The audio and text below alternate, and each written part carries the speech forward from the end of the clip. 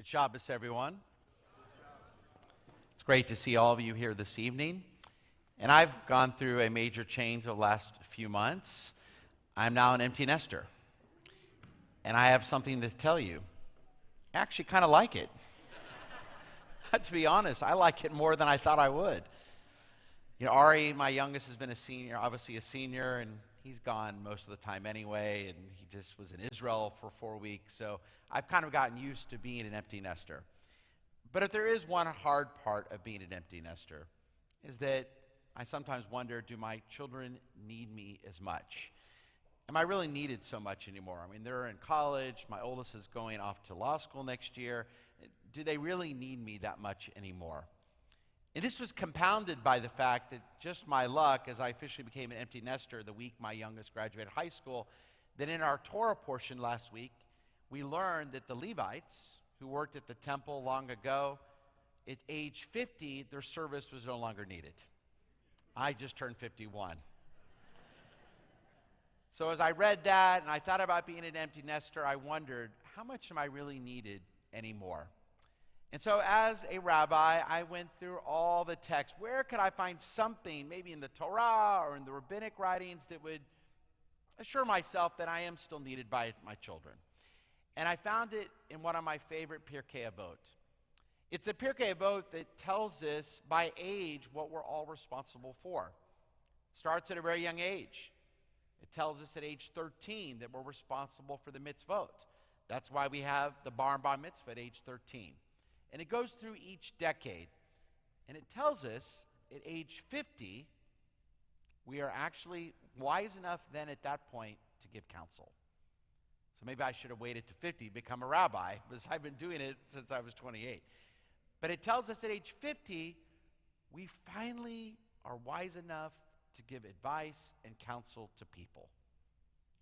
And I found this very important to remember, because something happened to me earlier this week before my daughter, Noah, my middle child, went off to work at Camp Ramah this summer. She told me, "Dad, don't get too excited. I'm not sure exactly what I want to do when I graduate college, but there's part of me that's thinking maybe I'll become a rabbi." Now, I wouldn't say, I mean, I don't know. You know, she's only 19. Who knows? And it took every single ounce of my being not to jump up and down. And that's what I remember what it means to truly give wisdom, especially now when my children are 18, 19, and 22. Because I remember when Noah told me that, not to get too excited, to give her encouragement, but to tell her about the pros of becoming a rabbi and, like any career, the challenges of being a rabbi. And I was also reminded when I had that conversation with my daughter that sometimes as a father and a mother, really, any good parent, true wisdom means, especially as they get older, true wisdom means when to give them advice and when not to give them advice.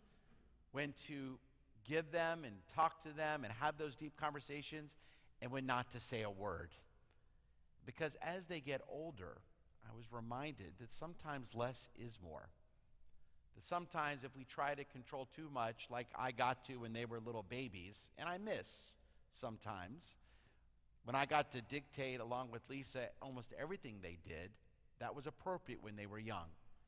But now as they're getting older and older and more out on their own, sometimes it's much more important for them to make decisions on their own, to decide for themselves what they want to do with their lives, whether it's a career, or what partner they'll choose one day, or where they'll go to college, and if they'll go to grad school.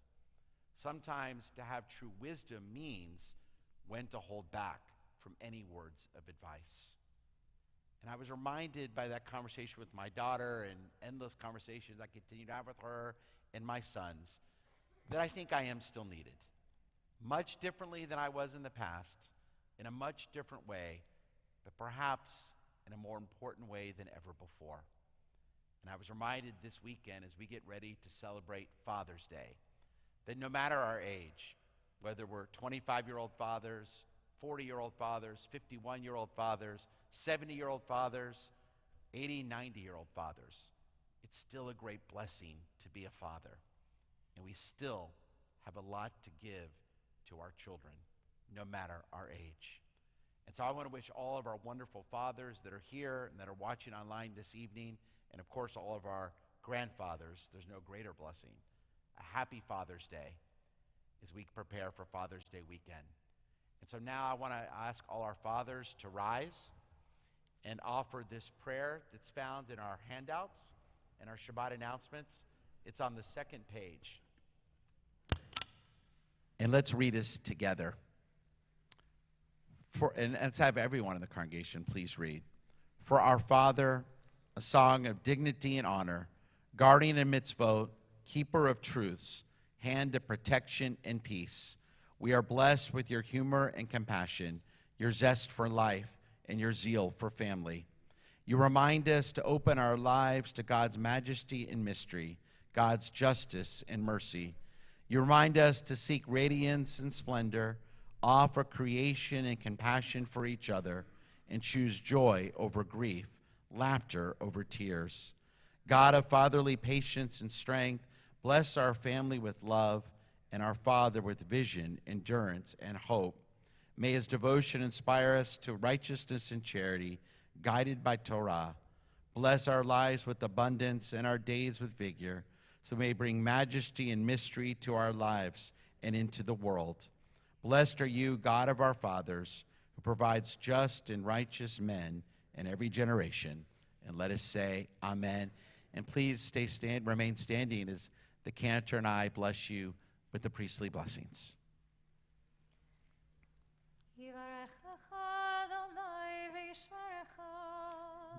May God always bless you and keep you.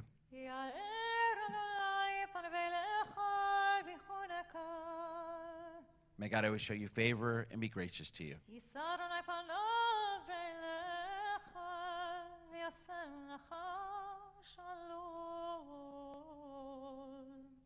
May God always show you kindness and give you that great blessing, the blessing of shalom, the blessing of peace.